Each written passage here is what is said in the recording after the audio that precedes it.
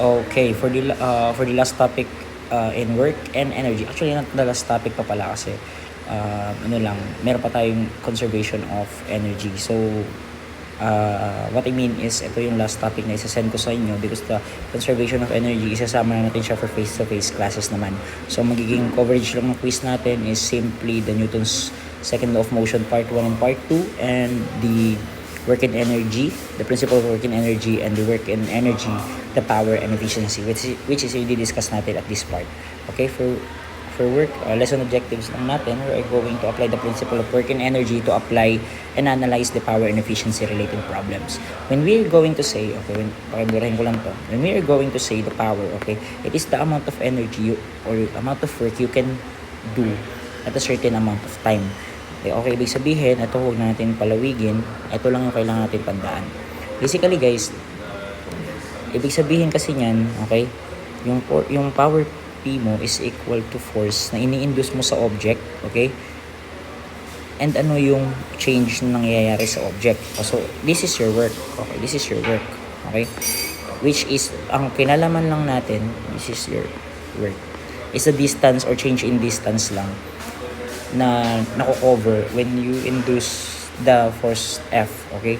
And ang kailangan natin guys aralin ngayon is the P naman, or the amount of work you can do at a certain amount of time. Ibig sabihin, kung titingnan nyo mabuti, ibig sabihin with force F, okay, with induced force F, ibig sabihin gano'n kalayo yung nararating ng object mo by the force F na na-applied sa kanya at a certain amount of time. Can we say that yung change niya over time, change in position over time? Ibig sabihin, since with respect to time tayo, time dependent yung position change natin, yung force na ini-induce natin, okay, is ano ba, ang relation niya kapag habang tumatagal yung pag-i-induce mo ng force is mas humahaba yung path na mas humahaba or mas lumalayo yung change in position.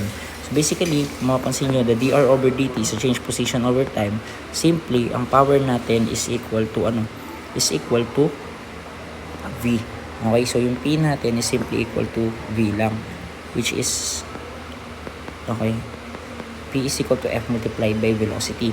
And kung titingnan natin yung unit niyan, simply, ang unit ng force natin is in Newton multiplied by the velocity of meter per second.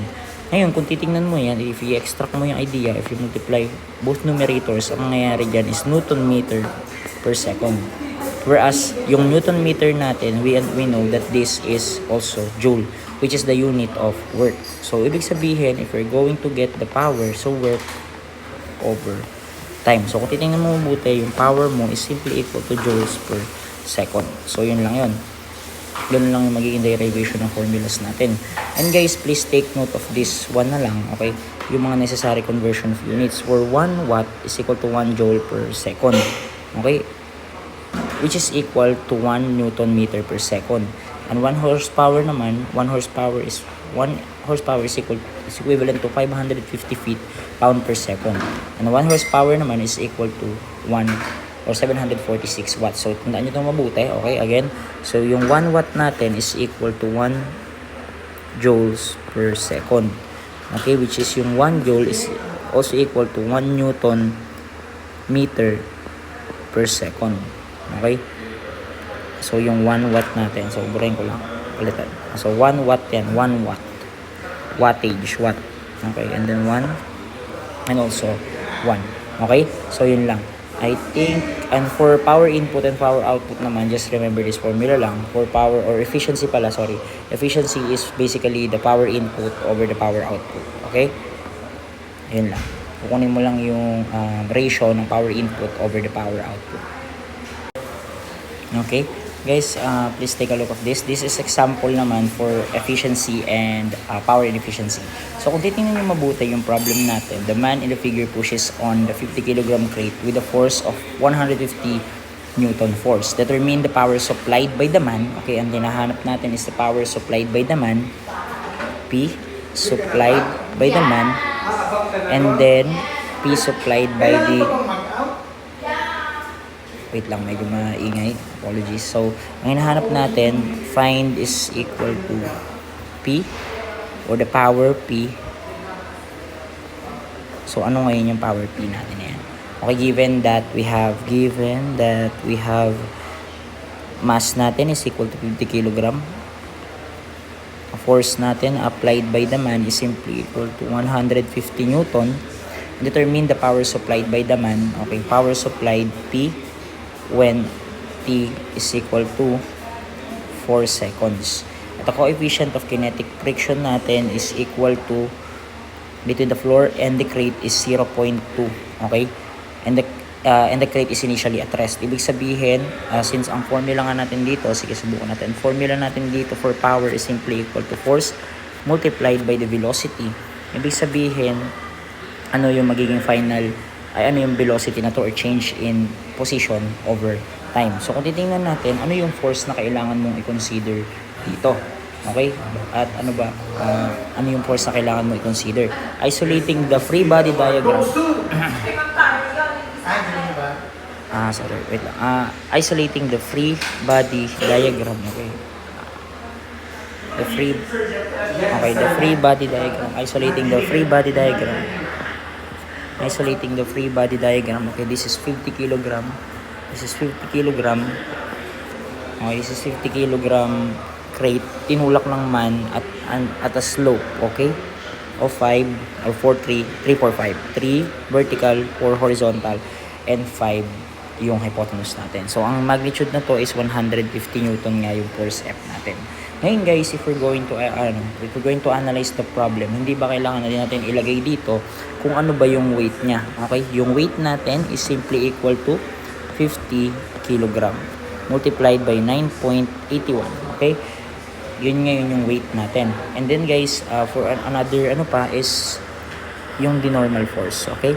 And then this is not equal to weight. Okay? Bakit? Kasi meron kang external force.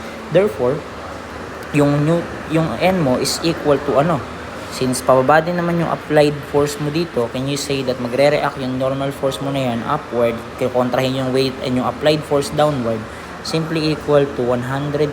Kunin natin yung vertical component to 150, which is 3 over the slope of 5. Tama?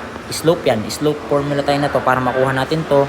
And then ito, since may given naman tayong slope, makukuha natin yung vertical component ng 150 or 150y and then 150x. Nagkakaintindihan? So, ibig sabihin lang nun, if ganun pala, and then plus yung weight in kilogram natin, which is basically 50, okay, multiplied by 9.81. Okay? So, yan ngayon. Now, since meron tayong related na velocity, saan natin ngayon kukunin yan, guys? If you are going to analyze the problem, you can say that yung force natin dito is may kinalaman na ngayon sa velocity, and then therefore, ibig sabihin, pwede tayong mag-extract ng idea or ng concept by the principle of Newton's second law of motion para makuha natin yung acceleration. Kasi wala naman tayong given na final velocity. So, yun yung kailangan nating hanapin. Ibig sabihin, saan tayo pwedeng dumaan? So, applying the Newton's second law of motion, which is, let's note this as your positive upward, okay? Okay? Summation muna tayo ng forces along y, which is equal to mass AY. Again guys, ang AY natin dito is the vertical acceleration. Okay? Whereas, kung titingnan mo mabuti, ang acceleration natin, pag tinulak ng 150 Newton yan, ang tendency, ang movement ng object natin is magi-slide lang towards the left. Kung ganun pala, ibig sabihin, maka-cancel out natin to kasi wala naman tayong vertical component. Ano yung ngayon yung summation forces natin dyan? Ito lang yon. Basically, ito lang yon. Kinuha na natin kanina. So, kung kukunin natin yan, kasi mangyayari dyan is N, okay, 0 is equal to N minus 150y dapat yan, or 150, the y component of the force applied 150, and then minus the weight natin. So, sinimplify lang natin yan. N is equal to negative, or N is equal to 150, sorry, kasi ililipat na nga pala natin, 3 over 5, plus 50 multiplied by 9.81. So, simplifying, makukuha natin guys is yung normal force natin is equal to 580.5 Newton. Okay? Yun yung para sa vertical, summation ng vertical forces natin along Y. Okay? And then guys, ang next step naman natin dito is second dito, identify the force along X. Diba ganun na may ginagawa natin? Considering pakanan is positive is equal to MAX. Okay? Is equal to MAX. And then, ibig sabihin, kailangan natin ng horizontal forces. Ngayon, meron pa pala tayong kulang dito. Okay, ina-analyze natin dito, guys, is yung alin? Yung meron tayong frictional force. Okay? O yan, meron pa tayong frictional force which is opposite to the direction of the motion.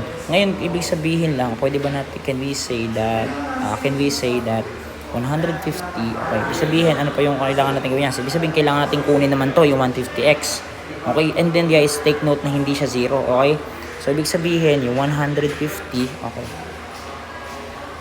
150, so we have 150 Newton. Kasi guys, ang kailangan natin kunin yung ano, di ba? Yung horizontal component ng 150 na yun. So, 150 Newton multiplied by 4/5 para makuha natin yung horizontal component. Kasi nga, kailangan natin ng horizontal component papunta dyan. Okay? Minus the mu k n. And di ba is equal to, mu k n is equal to, ngayon kung titingnan mo mabuti, ilang kilogram ba yan? Mass times acceleration, therefore meron tayong 50 kilogram na mass multiplied by acceleration, x. Okay, at ito is given by 0.2, tama? 0.2 at nakuha natin yung n kanina as 580.5 Newton. Solving, makukuha natin yung AX, okay? Ang AX natin is simply equal to 0.078 meter per second square. Okay, so 150. 0.2, okay, 580.5 and 50 AX. So, makukuha natin ngayon yung horizontal acceleration X. And again guys, if i-relate natin yan, okay, yung ano, okay, siguro, ayan, okay, dito na natin sulat, okay. And then guys, if siguro i-relate natin yung, ano tawag dito, if i-relate lang natin yung AX na yan, hindi ba guys, by using the kinematic equation, kasi by the way, ang formula ulit natin, ulit ko lang, is force multiplied by velocity. So, ano ba ito makukuha? Since linear naman yung ano mo, yung linear naman yung motion mo, ibig sabihin, pwede kang gumamit ng kinematic equation, which is V is equal to VO plus the A acceleration T, wherein yung V natin dito is equal to VO plus AX T, since wala naman tayong vertical acceleration dahil ang plane natin, kung titingnan mo yung figure, yung plane natin is straightly horizontal. Kung ganun pala, meron na tayong AXT, given that yung V or initial velocity mo is from the rest, ibig sabihin yung initial velocity mo is equal to 0. Okay, if that's the case, yung final velocity mo is equal to 0, okay? Plus, ano ba acceleration natin? Ang acceleration natin is simply 0.078. Ang time natin, okay, given yung time natin, ang hinahanap natin is ano daw yung power 4 seconds after naman induce the force. So, 4 seconds multiply by 4, makukuha natin that the velocity is equal to 0.312 meter per second. If that's the case, ibig sabihin, can we say that yung power natin is equal to force times the velocity. Meron na tayong, yung Fx natin, again guys, kung sa work natin is kino-consider natin yung force along the direction of the displacement, dito naman is i-consider natin yung force along the direction of the velocity. If that's the case, kung ang V natin dito is along the horizontal, yung force natin should also be along the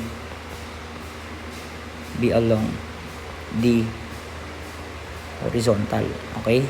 Ibig sabihin, pwede ba natin sabihin, okay, that yung power natin, okay, that yung power natin is equal to force F along the horizontal. So, meron tayong 150 4/5, okay, multiplied by V natin, which is 0.312. If that's the case, can we say that this is 37.4, tama? Newton meter per second. Ibig sabihin, or simply this is joule. Ang joule per second is equal to watt. Okay, 37.4 watt. So yan na ngayon yung sagot natin for your power. Okay?